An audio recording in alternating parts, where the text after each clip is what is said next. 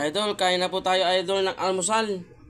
Nagluto po ako idol ng itlog na may sibuyas. Wow, yummy to idol sa almusal. Habang mainit pa idol, umpisa na natin to idol.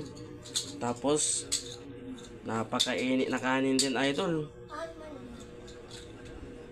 Bagong luto idol.